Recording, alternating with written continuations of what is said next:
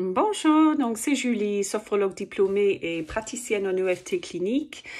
Et je vous avais promis la dernière vidéo que j'allais vous montrer le protocole de l'EFT. Si vous n'avez pas regardé la vidéo 16, donc la vidéo précédente, je vous conseille fortement de la regarder parce que j'explique le pourquoi et le comment de ce protocole. Et je pense que c'est très important de comprendre pourquoi on fait ce qu'on fait. Donc, je me disais, ça va me faire du bien là aujourd'hui aussi, un peu fatiguée, j'ai très mal dormi, un peu contrariée, comme nous tous, hein, des choses différentes de la vie. Et le simple fait de vous montrer, de tapoter ces différents points, ces différents méridiens, ça va activer le système parasympathique, donc la réponse relaxante, naturelle de mon corps, de mon système nerveux autonome. Donc l'EFT, je l'avais dit, est reconnu comme un traitement efficace pour désactiver un trauma. Et je pense que c'est intéressant avec notre genre de problème, c'est-à-dire les vertiges chroniques. C'est sûr que l'idéal serait de travailler avec un thérapeute, un praticien en EFT, afin de cibler ensemble les origines du problème. Parce que là, par exemple, on vit les sensations au quotidien, mais il y a quand même des origines. Moi, ça fait très très longtemps, je ne sais pas l'année exacte, mais je sais que j'ai des jumeaux qui ont maintenant 23 ans et je sais qu'ils étaient assez petits, 3-4 ans. Donc, vous voyez combien de temps ça dure chez moi. Je vous parlerai un peu plus de ça la prochaine fois. Donc, ces sensations, elles ont leur origine quelque part. Et quand je pense à... En fait, si vous pensez à quand vos vertiges et vos sensations vertigineuses ont commencé, et toutes les émotions, toutes les perceptions ressenties qui allaient avec à l'époque, moi, par exemple, c'était beaucoup de l'anxiété. J'ai toujours eu de l'anxiété par rapport à ma santé. Je l'avoue, je pense que je suis capable de l'avouer maintenant. Mais voilà, donc quand ça m'était arrivé, c'était « oh là là, qu'est-ce qui m'arrive? Est-ce que c'est dangereux? Qu'est-ce qui se passe? C'est pas du tout normal. » Focaliser sur mes sensations internes et tout ce genre de choses. Comme je dis, je vous parlerai plus de ça dans la prochaine vidéo. Pourquoi ça s'est déclenché chez moi. Et quel profil un petit peu de personnes, enfin selon les études, hein, on pense que c'est un certain profil de personnes. Donc voilà, donc l'EFT. Donc quand mes tangages ont commencé, donc depuis le début, j'étais trop focalisée dessus avec cette anxiété par rapport à ma santé, en pensant que c'était peut-être quelque chose de très grave.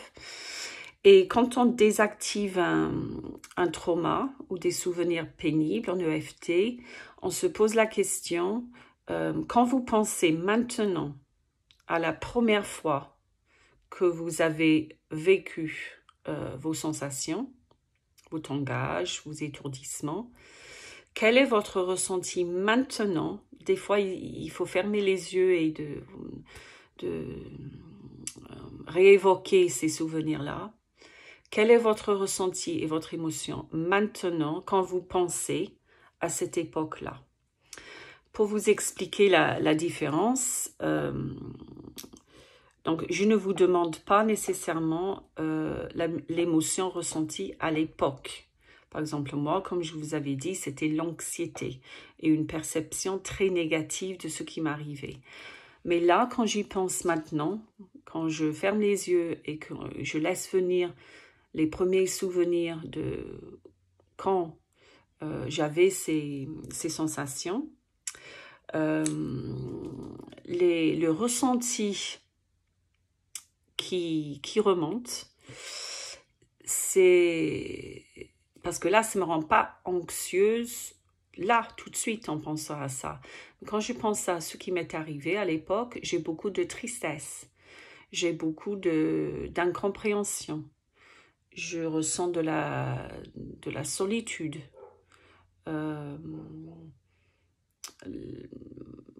Tout ce genre de choses. Et ça, c'est un travail que je ferai avec le praticien en EFT pour bien cibler sur quoi on va taper.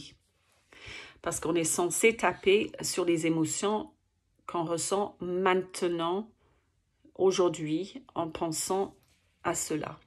Mais là, on n'est pas en thérapie individuelle et l'EFT peut s'adapter pour pouvoir tapoter quand on a des sensations et des émotions intenses au quotidien.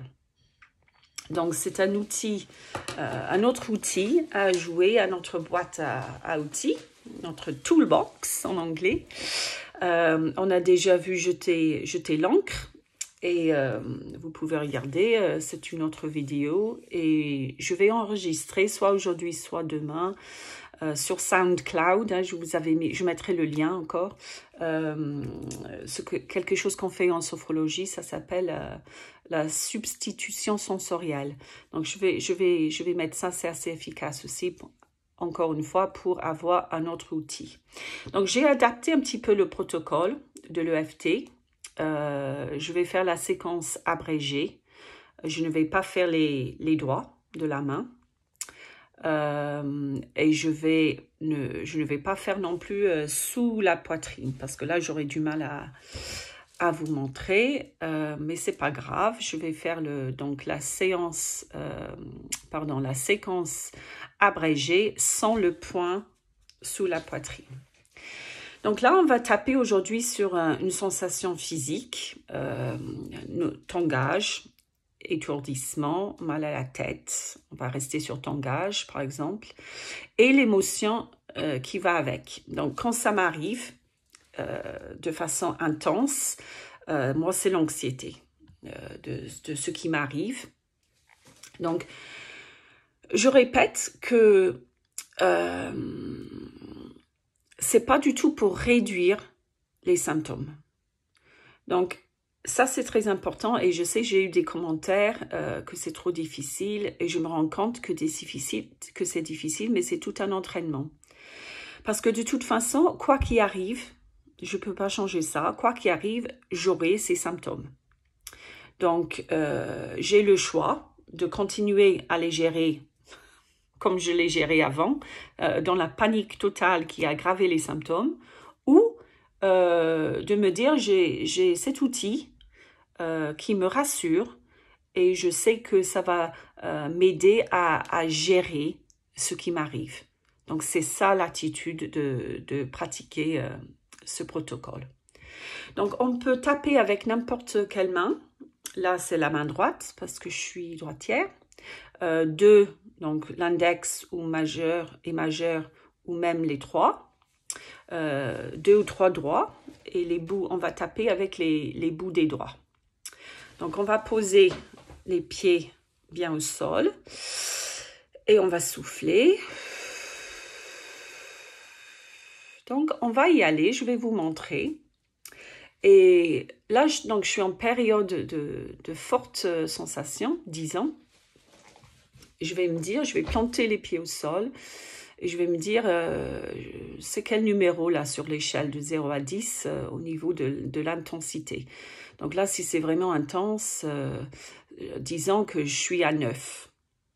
Donc je reste avec le ressenti, comme j'avais dit lors des précédentes vidéos, je ne repousse pas, je reste avec le ressenti sans essayer de réduire quoi que ce soit. Et je vais commencer donc à tapoter sur les différents points. Donc pour commencer, c'est le point karaté ici, là, 2 ou 3, ou même la main plate. Et la première partie du protocole, c'est que je vais dire 3 phrases en tapotant le point de karaté. Et ça commence toujours avec « même si ». Donc ça va être comme « même si j'ai peur et ça tangue, j'accepte ce que je ressens. Même si je ressens cette peur et cette anxiété en moi, je m'accepte comme je suis de toute façon. Même si ça tangue et ça me fait très peur, je m'aime et je m'accepte comme ça. » Donc le protocole commence toujours avec ces 3 phrases qui commencent avec « même si », où on verbalise notre ressenti, la peur, les tangages, et on se dit « je m'accepte quand même, comme je suis de toute façon ». Et là, on va passer donc au point différent. Donc, je vais vous indiquer le point et un exemple d'une phrase. Donc là, on va juste faire la séquence abrégée, le visage et le sous-bras. Et tout en m'exprimant le ressenti que j'ai. Donc, ça va être quelque chose. Donc, le premier point, c'est le début du sourcil. Donc là, je vais taper 6, 7, 8 fois avec les 2 doigts, n'importe quelle main. Je vais dire, par exemple, qu'est-ce qui m'arrive? Qu'est-ce qui m'arrive? J'ai peur. Donc là, en restant quand même avec les sensations. Ensuite, je vais passer au coin de l'œil. Petit os là, au coin de l'œil. Toujours les 2 doigts. Oh là, les sensations reviennent. C'est pas obligé que ça soit les yeux fermés. C'est comme vous voulez. Je me sens complètement déstabilisée.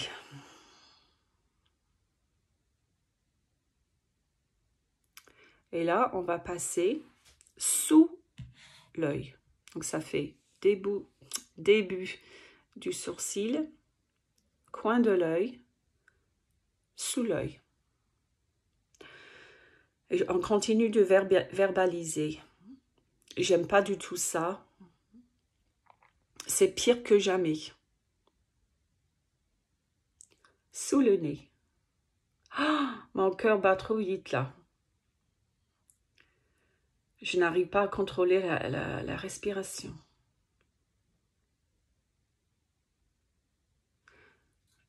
Prochain point, au creux du menton, donc sous la lèvre ici. On continue. Je ne sais pas du tout ce qui m'arrive. Je ne gère pas. Point ici, sous les clavicules. Là, on peut mettre les 2 mains, juste pour être sûr qu'on arrive à taper sur le point. Je ne gère pas. Je n'aime pas cet langage. Je veux m'en débarrasser. Je me sens tellement seule. Et là, je passe sous le bras. Pour les femmes, donc à peu près au niveau du soutien-gorge. Et je continue de taper. J'ai peur là. Après, je pense que vous avez compris que c'est très individuel, très personnel. Et avec un praticien en EFT, le praticien a l'habitude de bien choisir. Donc en fait, c'est le praticien qui parle après avoir bien fait un bilan de ce que vous ressentez. Et vous qui répétez à haute voix. Mais l'idée, c'est quand même que vous devenez autonome par la suite. Mais le praticien va pouvoir vraiment cibler les bonnes phrases avec vous. Et on revient vers le point de karaté. Trop peur. J'aime pas cet langage. Qu'est-ce qui m'arrive? J'ai le cœur qui bat. Le cerveau qui fait n'importe quoi. Et on souffle. On peut boire de l'eau après. Un geste physique, c'est bien pour montrer au cerveau, comme on a vu avec Jeter l'encre, que voilà, je suis capable quand même de utiliser mon corps, la main, les doigts, tenir le verre, boire. Et je souffle. Je me demande, là j'étais à 9, est-ce que ça a baissé un peu? Là oui, bon, c'est vrai que j'étais pas dans les sensations intenses, mais je ressens quand même un apaisement. Je ne sais pas si vous l'avez senti. Et si ça n'a pas apaisé un petit peu, je peux continuer à faire une autre ronde. C'est sûr que ça s'appelle une ronde. C'est sûr une seule ronde ne suffit pas. Bon, après, si on fait les mains aussi, peut-être. Et là, bien sûr que je ne vais pas en finir là. Je vais faire une deuxième ronde. Mais cette fois-ci, je vais peut-être vous mettre quelques exemples de phrases. Je vais réfléchir. Donc, ça à vous de voir. Ça peut être... là, je parle de la première ronde, pardon. Ça peut être, voilà, j'en ai marre de vivre comme ça. Ça n'ira jamais mieux. J'ai aucune énergie. Je ne sais pas ce qui m'arrive. Ça m'épuise. Tout ce genre de choses. Donc, vraiment, ça sort de notre tête, le ressenti. On verbalise et on s'exprime ce qui se passe. Quand ça sort de notre tête, déjà, ça soulage un peu. Parce que sinon, ça reste coincé dans la tête et ça reste intense. Le simple fait de s'exprimer et de verbaliser le ressenti, ça va forcément soulager un peu. Donc, disons que ça a baissé un petit peu. Donc là, je vais commencer la deuxième partie, la deuxième ronde, qui est forcément plus orientée vers le positif. Et c'est comme si je devenais, ou je jouais le rôle d'un parent rassurant, par exemple, ou même d'un adulte qui comprenait, qui voyait la réalité objective de la situation. Je vous avais parlé de mon mari, qui de temps en temps, ça l'arrive d'avoir des vertiges. Bah, lui, c'est vraiment une attitude de « bof, ça me fait rien ». Donc lui, par exemple, il me dirait bah, « Julie, tu as fait tous les examens, il n'y a rien de grave ». Et bien sûr, mon cerveau, il ne veut pas accepter ça, mais c'est quand même la réalité objective. Je ne suis pas en danger réel, même si mon cerveau l'interprète comme un danger réel. Ce n'est pas vrai, ce n'est pas le cas.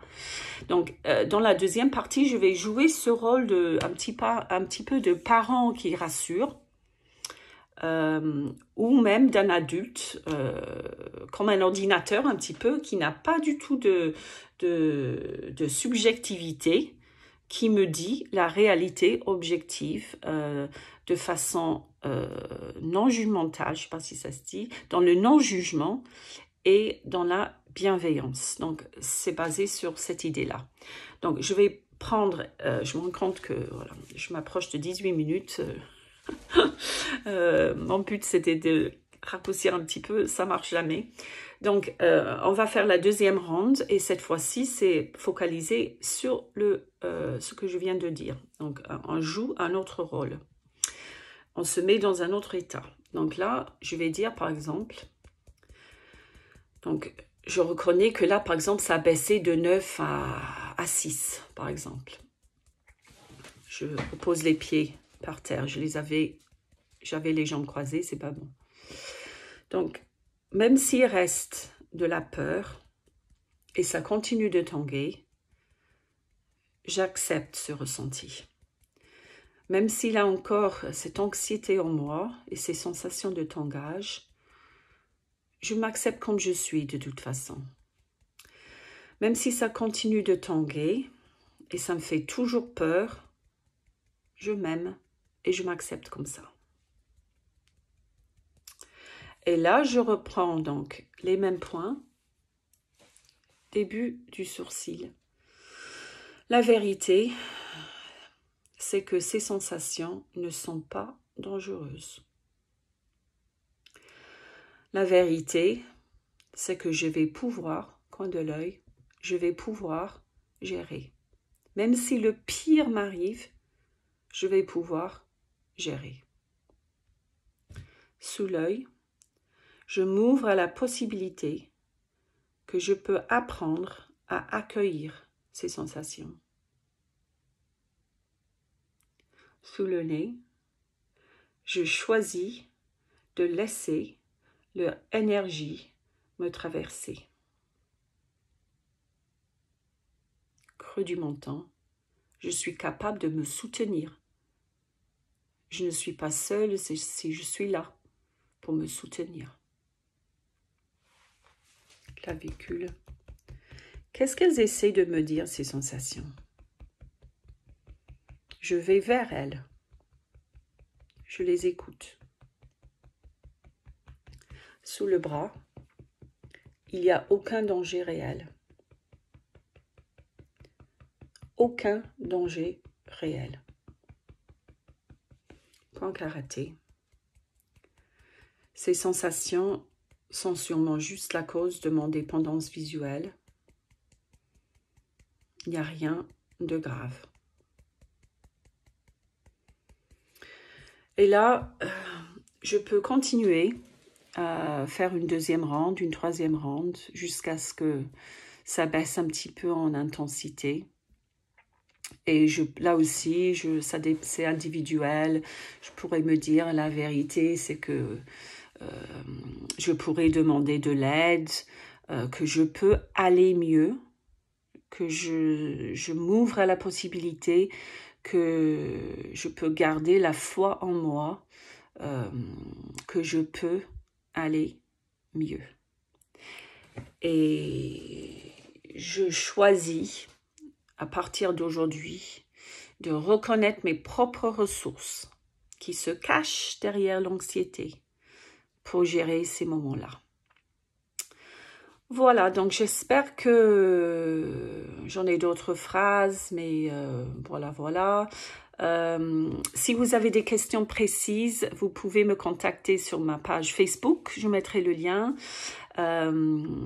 Et voilà, donc si ça vous intéresse, vous pouvez toujours choisir, trouver un praticien en EFT ou même me contacter.